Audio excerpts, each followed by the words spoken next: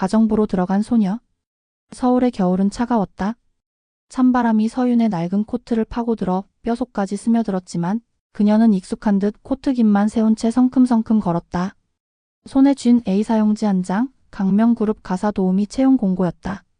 숙식 제공, 연봉 협의 가능, 장기근무자 우대라는 문구가 그녀를 붙잡았다. 이보다 더 간절한 조건이 있을까? 돈도 집도 가족도 없는 서윤에게는 말 그대로 기회였다. 혹시 여기 강명그룹 맞나요? 서윤은 고개를 들어 거대한 철제 대문 앞에서 경비원에게 조심스럽게 물었다. 남색 유니폼을 입은 중년 경비원이 위아래로 그녀를 훑더니 고개를 끄덕였다. 면접 보러 왔소? 네, 이서윤입니다. 오전 10시 면접이요? 경비원은 인터폰에 무언가를 말하더니 곧 문이 천천히 열렸다. 그 문 너머 강명그룹 회장 강대현의 저택이 있었다. 서윤이 들어선 곳은 한 폭의 그림 같았다. 넓은 정원, 정갈한 조경, 벽돌을 쌓아 올린 유럽풍 대저택. 뭔가 다른 세상 같았다. 그녀는 문득 발을 잘못 들인 게 아닐까 싶었지만 마음을 다잡았다. 응접실에서 기다리던 서윤 앞에 중년 여성이 나타났다. 깔끔한 정장을 입고 손에는 태블릿을 든 그녀는 강 회장의 비서, 이 비서라 불리는 사람이었다. 이서윤 씨? 이력서 확인했습니다. 19살, 고등학교 졸업 후 단기 아르바이트 경험 다수. 보육원 출신. 이 비서는 무표정한 얼굴로 태블릿을 넘겼다. 숙식 제공 조건 괜찮으시죠? 네, 괜찮습니다. 하우스 안에서는 절대 주인 가족과 말을 섞지 마세요. 시키는 일만 조용히 하시면 됩니다. 혹시 약물 복용 중인 병력 있으세요? 아니요. 좋습니다. 바로 근무 시작하세요. 방은 2층 한여실입니다. 서윤은 인사를 하며 고개를 숙였다. 하지만 그 짧은 찰나 이 비서는 서윤의 눈동자를 물끄러미 바라보았다. 이상하게 낯이 익네. 어디서 봤더라? 작게 중얼였지만 서윤은 듣지 못했다. 첫날의 일과는 정신없었다. 강 회장 전용 서재와 응접실, 차고 옆 통로 청소, 2층 손님방 정리까지. 서윤은 한시도 손을 놓지 않았다. 누구보다 빠르게 움직였고 말없이 일했다. 그 모습은 오히려 오래된 가정부들 사이에서 묘한 경계심을 일으켰다. 얘 너 이름이 뭐랬지? 이서윤입니다. 서윤 씨 너무 튀지 말아요. 여기선 조용한 게 미덕이에요. 늙은 주방 아주머니의 말에 서윤은 고개를 숙이며 네 하고만 대답했다. 튀고 싶은 마음은 없었다. 그저 오래 머물 곳이 필요했고 끼니 걱정 없는 하루가 필요했을 뿐이다. 며칠이 지나고 어느 날 아침이었다. 정원에 쌓인 낙엽을 쓸고 있던 서윤은 뒤에서 무언가 날카로운 시선을 느꼈다. 고개를 돌리니 검은 정장을 입은 청년이 팔짱을 낀 채 그녀를 바라보고 있었다. 너 처음 보는 얼굴이네. 그의 말투는 묘하게 건방지면서도 냉담했다. 나이로 보아 30 언저리, 그리고 이 저택에서 저 정도 태도를 가질 수 있는 사람은 딱 한 명뿐이었다. 회장의 손자 강우진. 가정부입니다. 오늘이 6째 날입니다. 서윤은 고개를 살짝 숙이며 말했지만 우진은 눈썹을 찌푸렸다. 이상하게 말투가 정중하네. 보통 여기 들어온 알바들은 나한테 손님이세요? 이러던데. 그럴 수 없죠. 여기 가족이시니까. 우진은 흥미롭다는 듯 그녀를 빤히 쳐다보다가 피식 웃으며 고개를 돌렸다. 이름이 뭐야? 이서윤입니다. 서윤? 묘하게 낯익은 이름이네. 그날 이후로 우진은 종종 서윤에게 말을 걸었다. 호기심인지 장난기인지 그녀의 눈빛을 시험하듯 바라보며 말을 던졌고 서윤은 묵묵히 대답했다. 그러던 중 어느 날 밤, 늦은 저녁 회장의 응접실을 청소하던 서윤은 탁자 아래로 굴러들어간 찻잔을 주우려다 작은 상자를 발견했다. 고급스러운 가죽 케이스. 본능적으로 열어보지 말아야 한다는 생각이 들었지만 그 속에서 무언가 이상한 이끌림을 느꼈다. 뚜껑을 열자 오래된 폴라로이드 사진 한 장이 나왔다. 사진 속엔 한 여자가 아이를 안고 웃고 있었다. 어렴풋한 기억. 따뜻한 품. 웃는 눈. 그리고 그 여자 뒤에 큰 개 한 마리. 이게 나 어릴 때 꿈에서 봤던. 서윤은 자신도 모르게 사진을 쥔 채 가만히 숨을 들이켰다. 그 상자 누가 열라고 했나? 무거운 저음이 뒤에서 울렸다. 서윤은 화들짝 놀라 뒤를 돌아보았다. 거기엔 강대현 회장이 서 있었다. 백발이 성성한 얼굴에 깊게 팬 주름, 냉철하고 위험 있는 눈동자. 그 시선이 서윤의 손을 스쳤다. 죄송합니다. 청소하다가 그만두게. 그건 내 가족의 물건이야. 회장은 조용히 다가와 상자를 가져갔다. 하지만 그녀를 스쳐 지나가던 순간 문득 멈추었다. 자네 이름이 뭐라 했지? 이서윤입니다. 서윤 이상하게 낯이 익군. 그 목소리는 낮고 무거웠다. 하지만 그 순간 서윤의 가슴 속 어딘가 깊은 곳이 묘하게 뛴다. 마치 오래전 어떤 품에 안겼던 기억처럼. 그리고 회장 역시 그녀의 눈빛에서 무언가 오래 잊고 있던 감정을 느끼고 있었다. 며칠 뒤 회장은 조용히 이비서를 불렀다. 이서윤이라는 아이 정확히 어디서 온 건가? 보육원 출신입니다. 부모 미상. 위탁가정 전전했고 최근까지 혼자 살던 아가씨입니다. 혹시 18년 전 그 사건 기록 다시 찾아보게. 이비서는 놀란 눈으로 회장을 바라보았지만 그가 말하는 사건이 무엇인지 잘 알고 있었다. 18년 전 회장의 외동딸이 사고로 죽고 그 딸의 딸 곧 회장의 외손녀가 실종되었던 사건. 그 아이는 결국 찾지 못했다. 경찰은 유괴로 종결했고 회장은 그날 이후 누구에게도 그 이야기를 꺼내지 않았다. 하지만 지금 강대현의 마음속엔 짐작할 수 없는 파문이 일고 있었다. 그 눈빛 너무 닮았어. 은희와 아니 어린 서윤이와 감춰진 흔적들. 비 오는 밤이었다. 유리창을 타고 흐르는 빗물 너머로 번지는 조명이 어딘가 몽환적이었다. 서윤은 저택의 오래된 복도를 조용히 걸었다. 하녀들 대부분은 이미 퇴근했고 남아있는 사람은 그녀와 주방 아주머니뿐이었다. 그러나 서윤은 잠을 이루지 못했다. 며칠 전 본 그 사진이 머릿속에서 떠나지 않았다. 따뜻한 눈, 포근한 미소, 그리고 어릴 적 자주 꿨던 꿈. 품에 안겨 웃던 그 여자 꿈속의 여자가 그 사진 속 여자와 너무도 닮아 있었다. 어쩌면 기억이 아닐까? 이날 서윤은 정원 창고 청소를 맡았다. 오래된 책장과 낡은 가구들, 먼지가 수북이 쌓인 상자들이 켜켜이 쌓여 있었다. 조심스럽게 하나씩 꺼내 정리하던 중 그녀는 낡은 일기장 하나를 발견했다. 바른 가죽 커버에 은희라는 이름이 흐릿하게 적혀 있었다. 은희? 그 이름은 강 회장의 외동딸이자 이미 세상을 떠난 인물이었다. 조심스레 페이지를 넘기자 한 줄, 또 한 줄 따뜻하고 섬세한 글씨체가 그녀의 눈을 멈추게 했다. 윤희와 함께한 하루? 자꾸 나를 닮았다는 말을 들으면 기분이 묘하다. 나는 이 아이에게 따뜻한 세상을 주고 싶다. 오늘은 윤희가 할아버지 보고 싶어야 했다. 그 말이 왜 이렇게 가슴을 아프게 만들었을까? 서윤은 떨리는 손으로 일기장을 덮었다. 윤희 나 이름이 서윤인데 설마? 그녀의 머릿속에 조각난 기억이 떠오르기 시작했다. 비슷한 이름, 따뜻했던 품, 그리고 언젠가 누군가에게 들었던 말. 넌 아주 특별한 아이란다. 꼭 기억해줘. 그날 밤 서윤은 악몽에 시달렸다. 어둠 속에서 누군가가 그녀를 안고 뛰고 있었다. 누군가가 외쳤다. 서윤이를 데리고 도망쳐. 은희가 죽었어. 다음날 아침 우진이 먼저 그녀를 찾아왔다. 어제 내 방 불 켜져 있던데 밤새 뭐 했어? 서윤은 잠시 망설이다 대답했다. 꿈을 꿨어요? 근데 그게 너무 이상했어요?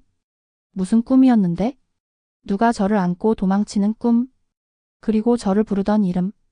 서윤이라고? 우진은 조용히 그녀를 바라봤다. 그 이름이 익숙하다고 했잖아요? 예전에 그런 사람 있었어요? 있었지. 우진은 시선을 창밖으로 돌리며 중얼거렸다.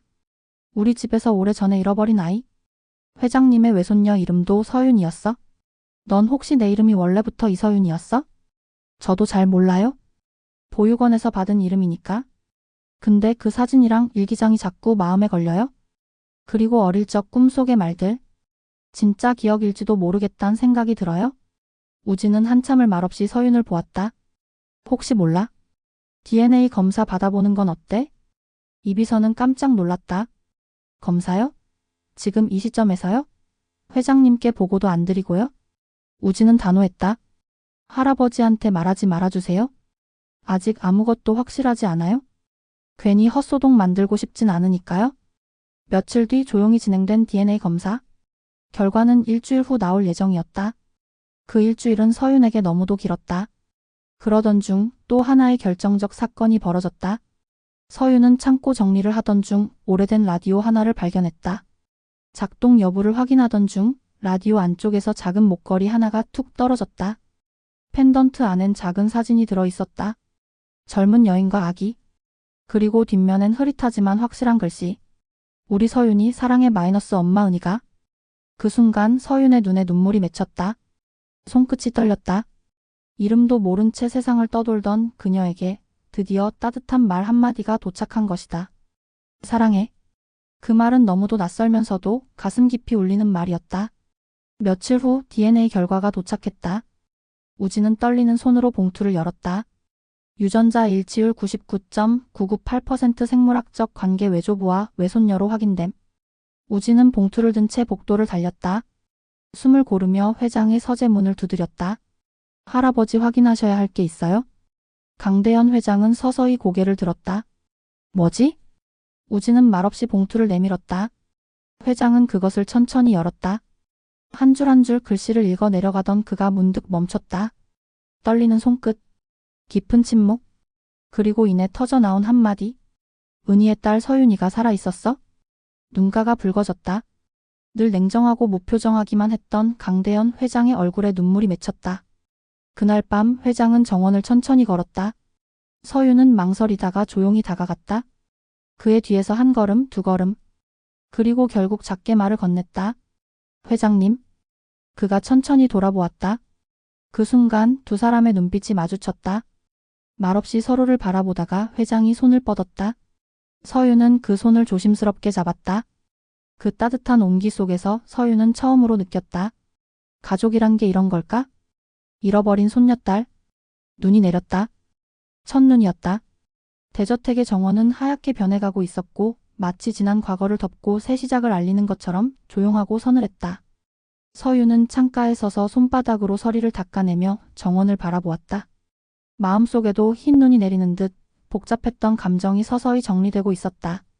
하지만 새로운 관계는 언제나 낯설고 어색했다. 더군다나 그게 가족이라면 더욱더. 이서윤 양, 아니 이서윤 아가씨. 이비서가 부르는 호칭이 달라졌다. 며칠 전까지만 해도 가정부 이서윤이었지만 지금은 회장의 외손녀 서윤 아가씨였다. 하지만 그 이름이 그녀에게 아직도 어색했다. 서윤 아가씨, 오늘 저녁에 회장님이 가족 식사에 함께하자고 하셨어요? 별실에서 조촐하게 하실 겁니다. 서윤은 고개를 끄덕였지만 속으로는 갈팡질팡했다. 내가 이 집 식탁에 앉을 자격이 있을까? 저녁 식탁엔 회장 강대현, 손자 강우진, 그리고 서윤이 조심스레 자리를 잡았다. 우진이 농담처럼 분위기를 풀려 애썼지만 서윤은 긴장한 표정을 쉽게 지우지 못했다. 그런 그녀를 강 회장이 조용히 바라보았다. 음식 입에 안 맞나? 아니요. 맛있어요? 말 놓아도 된다. 이제 내 손녀니까. 그 한마디에 서윤은 울컥했다. 하지만 참았다. 눈물은 쉽게 흘릴 수 없을 만큼 그간의 시간이 너무 길고 거칠었기 때문이다. 회장님 아니 할아버지. 서윤이 조심스레 말을 바꿨다. 저 아직도 좀 혼란스러워요. 꿈꾸는 것 같기도 하고. 나도 그렇다. 내가 살아있었다는 게 믿기지 않았지. 회장의 목소리는 낮고 담담했지만 그 안엔 수십 년 세월의 아픔과 기다림이 녹아 있었다. 내 엄마가 죽고 널 잃었을 때 모든 게 무너졌었다. 서윤은 조용히 고개를 들었다. 기억나요? 엄마 품이 따뜻했어요? 꿈인지 기억인지 모르겠지만 자꾸 떠올라요? 그리고 누가 나를 데리고 도망쳤던 기억도요? 그건 내 외삼촌이었을지도 모르겠구나. 회장은 오래된 진실을 조심스레 꺼냈다. 그날 밤 너희 어머니가 사고로 죽고 누군가 너를 데리고 사라졌지. 나중에 알았을 땐 이미 늦었고 그 아이가 네가 아니길, 한편으론 아니길 바랐어. 그만큼 두려웠거든. 서윤은 속으로 중얼거렸다. 나도 두려웠어요. 가족이라는 게 무섭고 행복이라는 게 낯설어서. 며칠 후 강 회장은 조용히 보육원을 찾아갔다. 서윤이 자란 그곳. 그리고 그녀를 돌봐준 원장 수녀가 따뜻한 미소로 그를 맞이했다. 서윤이 아이는 참 착한 아이지요. 누구보다 성실하고 속 깊고 항상 다른 아이들 양보하던 아이였어요. 그 아이가 내 손녀였다는 걸 이제야 알게 되었습니다. 회장은 눈을 감았다. 그동안 고마웠습니다. 제 대신 그 아이를 지켜주셔서. 원장은 조용히 손을 모았다. 아이를 키운 건 사랑입니다. 그 사랑이 피부치보다 더 진할 때도 있어요. 하지만 이제는 진짜 가족이 함께해줘야 할 시간이지요. 서윤은 혼자 회장의 방 서재를 청소하다 오래된 문갑에서 또 하나의 상자를 발견했다. 그 안에는 수북한 편지와 사진, 그리고 아이 이름이 새겨진 발도장이 있었다. 서윤 생후 1일. 그녀는 조용히 상자를 안고 소파에 앉았다. 문득 어린 시절 자신의 얼굴을 상상했다. 그 조그마한 손, 울먹이며 웃던 입술. 그 모든 것이 다시 살아나는 기분이었다. 그리고 한 장의 편지를 펼쳤다. 서윤아, 엄마가 너를 얼마나 사랑했는지 알아줬으면 좋겠어. 내가 자라서 이 편지를 보게 된다면 그땐 분명히 엄마는 내 곁에 없겠지. 하지만 꼭 기억해줘. 넌 혼자가 아니야. 넌 사랑받기 위해 태어난 아이야. 서윤은 더 이상 참지 못하고 울음을 터뜨렸다. 그간 억눌렀던 감정, 숨기려 했던 외로움, 그리고 이제야 알게 된 따뜻함. 그 모든 것이 그녀를 무너뜨렸다. 하지만 동시에 다시 일으켜 세웠다. 그리고 며칠 후 정식 발표가 있었다. 강명그룹 공식 채널을 통해 잃어버린 외손녀 서윤 양의 귀환이 조용히 그러나 분명히 발표되었다. 언론은 흥분했지만 회장은 말을 아꼈다. 이 아이는 손녀 이전에 한 사람으로서의 삶을 먼저 살아야 한다. 언론의 장난감이 될 수는 없다. 서윤은 그 말에 고개를 숙였다. 감사했고 또 벅찼다. 그날 밤 우진이 그녀를 찾아왔다. 이제 정말 공주가 됐네. 서윤은 웃었다. 나는 그냥 이름을 되찾은 거야? 이상하지? 너랑 처음 봤을 때부터 느낌이 묘했어. 우진은 어깨를 으쓱였다. 근데 이제 진짜 가족이네. 사촌으로. 괜찮아? 나 좀 시끄럽고 성격 드세서. 괜찮아? 덕분에 웃을 수 있었어? 서윤은 조용히 말했다. 이 집에 처음 들어왔을 때 너무 차가웠거든. 근데 이제 따뜻해졌어. 모두 덕분이야. 몇 달 후 서윤은 다시 학교에 복학했다. 대학 검정고시도 준비하며 차근차근 자신의 인생을 설계해 나갔다. 강 회장은 그런 그녀를 조용히 지켜보았다. 서윤아, 이제 네가 뭘 하든 난 널 믿는다. 너는 내 손녀니까. 하지만 무엇보다 너 자신이니까. 서윤은 고개를 끄덕였다. 이젠 자신을 속이지 않기로 했다. 도망치지 않기로 했다. 그리고 누군가의 그림자 아래가 아닌 자신의 이름으로 당당히 살아가기로. 하얀 눈이 다시 내리기 시작했다. 하지만 이번엔 춥지 않았다. 서윤은 코트를 여미며 저택의 정원 한가운데 섰다. 엄마 보고 계시죠? 하늘을 올려다보며 조용히 중얼였다. 저 잘 살게요. 더는 외롭지 않아요? 바람이 불었다. 따뜻한 봄을 알리는 바람이었다.